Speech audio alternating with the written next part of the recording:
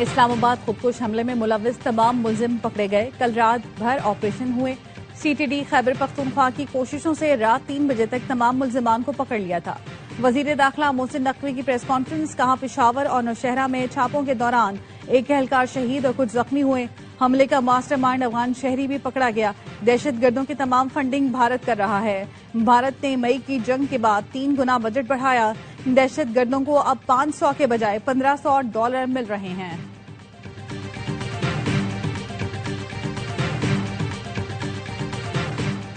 Pakistan cricket board نے آئی سی سی سے کوئی رابطہ نہیں کیا. پی سی بی نے بھارتی میڈیا کے دعووں کو مسترد کر دیا. ترجمان پی سی بی کا کہنا ہے بھارتی میڈیا جھوٹی خبریں پھیلا رہا ہے. تھوڑا صبر رکھیں، معلوم ہو جائے گا کس نے رابطہ کیا. وقت بتائے گا کون کس کا دروازہ کھٹکھٹائے گا. اور ڈھیل دی، مارا کھینچا، وہ دیکھو لڑ گیا پیچا. بسنت کا دوسرا روز، لاہوری چھتوں سے اترنے کا نام نہیں لے رہے.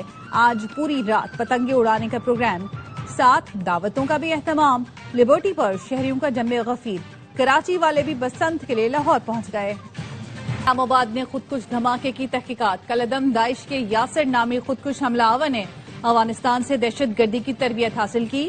پولیس کے مطابق یاسر 1.5 سال گھر سے غائب رہا. اس دوران اس کی کبھی کبھی گھر والوں سے فون پر بات ہوتی تھی.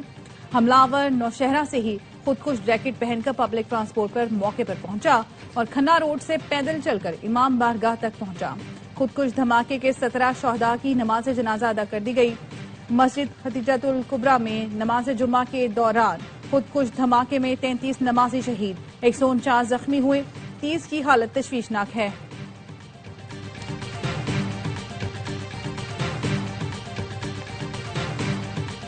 یہ جو دہشت گردی واپس آئی ہے اس کے پیچھے پی ٹی آئی ہے. وزیر اطلاعات عطا تارڑ کا کہنا ہے اصل مقصد دہشت گردوں کا جڑ سے خاتمہ ہے.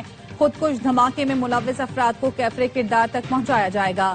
رانا ثناء اللہ کہتے ہیں دہشت گردوں سے مذاکرات نہیں ہوں گے، کیفرے کردار تک پہنچائیں گے. بلوچستان میں مٹھی بھر دہشت گردوں نے امن داؤ پر لگانے کی کوشش کی. 200 سے زائد مارے گئے. سیکورٹی فورسز دہشت گردوں کے مکمل خاتمے تک کارروائیاں جاری رکھیں گی.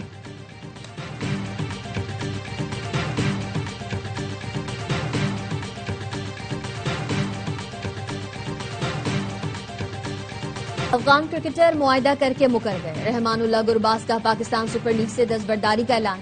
افغان بلے باز کو پشاور زلمی نے ڈائریکٹ سائن کیا تھا. گرباز نے سوشل میڈیا پر لکھا T20 ورلڈ کپ کے بعد مصروف شیڈیول کے باعث پی ایس ایل کے لیے دستیاب نہیں ہے. ذرائع کا کہنا ہے افغان بورڈ اپنے کھلاڑیوں کو پی ایس ایل میں شرکت سے روک رہا ہے. پی ایس ایل کے لیے این او سی جاری نہیں کی جائے گی. افغانستان نے گزشتہ سال ٹرائی سیریز سے بھی دستبرداری کا اعلان کیا تھا. نواز شریف نے بسنت منائی، پتنگ بھی اڑائی. صدر مسلم لیگ نون نے موچی گیٹ کا دورہ کیا. اندرون شہر میں بسنت کی رونقیں دیکھی، گھٹی بھی اڑائی. کہا اس بار ڈور بہت باریک ہے، یہ اچھی بات ہے. بسنت محتاط انداز میں منانی چاہیے تاکہ جانی نقصان نہ ہو. اچھی بات ہے. مریم نواز نے لاہوریوں کو ان کی ثقافت واپس کی.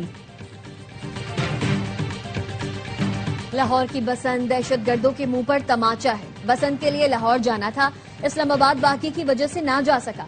لاہور جا کر مجھے یہ کہنا تھا کہ بسنت تمہاری مگر پتنگ ہماری. گورنر سندھ کامران خان تھیسوری کہتے ہیں قوم کے حوصلے پتنگ کی طرح اونچے اڑ رہے ہیں. ملک کی ترقی کے لیے معاشی استحکام ضروری ہے. کراچی چیمبر نے معیشت میں جو کردار ادا کیا وہ کسی سے ڈھکا چھپا نہیں. یہاں کی تاجر برادری نے ہر حالات سے مقابلہ کیا اور کر رہے ہیں.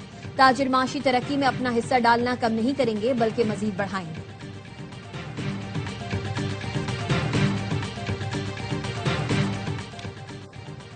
سپریم کورٹ نے پی ٹی آئی قیادت اور وکلاء سے ملاقاتوں کا اعلامیہ جاری کر دیا.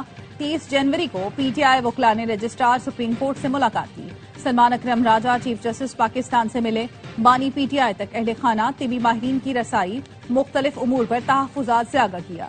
معاملہ زیر سماعت کسی کیس سے براہ راست متعلق نہیں تھا.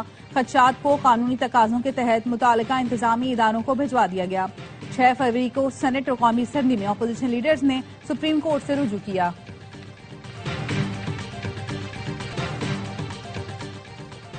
ایران اور امریکہ مذاکرات جاری رکھنے پر متفق. ایرانی وزیر خارجہ عباس عراقچی نے دوحہ میں انٹرویو کے دوران بتایا امریکہ کے ساتھ جوہری مذاکرات کا اگلا دور ابھی طے نہیں ہوا. دونوں فریق بات چیت جلد شروع کرنے پر متفق ہیں.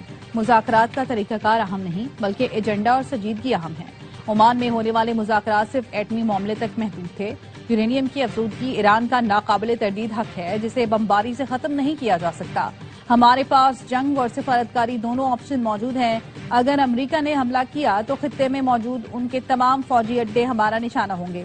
اب فیصلہ امریکہ پر ہے کہ وہ مذاکرات یا جنگ میں سے کون سا راستہ اختیار کرتا ہے۔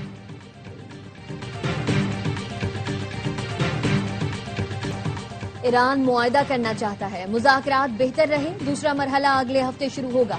امریکی صدر ڈونلڈ ٹرمپ کہتے ہیں ایران پہلے کے مقابلے میں معاہدے کے لیے زیادہ تیار ہے۔ ہمارا بڑا بحری بیڑا جلد مشرق وسطی پہنچ جائے گا۔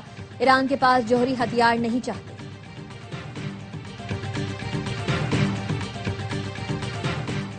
غزہ کی تعمیر نو کی فنڈ ریزنگ کے لیے بورڈ آف پیس کا اجلاس بلانے کو مشاورت۔ امریکی میڈیا کے مطابق white house board of peace کے تحت عالمی رہنماؤں کا پہلا اجلاس 19 فروری کو کرانے پر غور کر رہا ہے۔ اجلاس کی تیاری ابتدائی مراحل میں ہے، تاریخ میں تبدیلی ممکن ہے۔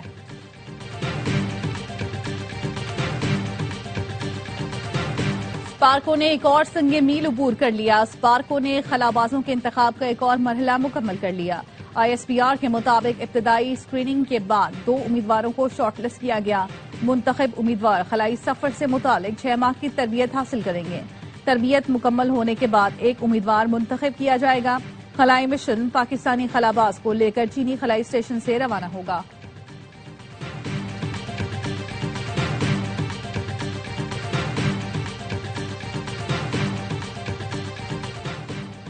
مولانا فضل الرحمان سے پی ٹی آئی وفد اور محمود اچکزئی کی ملاقات، ذرائع کا کہنا ہے مولانا فضل الرحمان نے اپوزیشن جماعتوں کے ساتھ لانگ ٹرم چلنے کا کہا۔ لانگ ٹرم اتحاد پر پی ٹی آئی کو جے یو آئی سے چند معاملات پر سمجھوتا کرنا ہوگا۔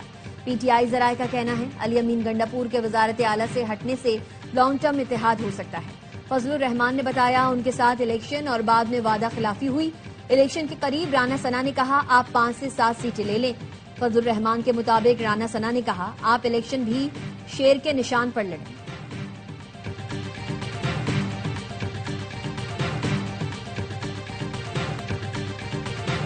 کسی جماعت سے اتحاد کی ضرورت نہیں، تنہا بھاری اکثریت حاصل کریں گے۔ بنگلہ دیش میں وزارت عظمیٰ کے امیدوار اور بی این پی کے چیئرمین طارق رحمان کا بڑا دعویٰ، کہا حکومت سازی کے لیے کسی بھی اتحاد کو مسترد کرتے ہیں۔ 12 فروری کے انتخابات میں پارٹی کامیابی حاصل کرے گی۔ جماعت اسلامی کے ساتھ مل کر قومی حکومت بنانے کی کوئی ضرورت نہیں۔ ڈھاکہ میں عام انتخابات سے چند روز پہلے احتجاجی لہر، مظاہرین کا نوجوان لیڈر عثمان ہادی کے قتل کے خلاف شدید احتجاج کرتے ہوئے انصاف کا مطالبہ۔ مظاہرین کا عبوری حکومت کے سربراہ محمد یونس کی رہائش گاہ کی طرف مارچ، پولیس کے ساتھ جھڑپیں بھی ہوئیں۔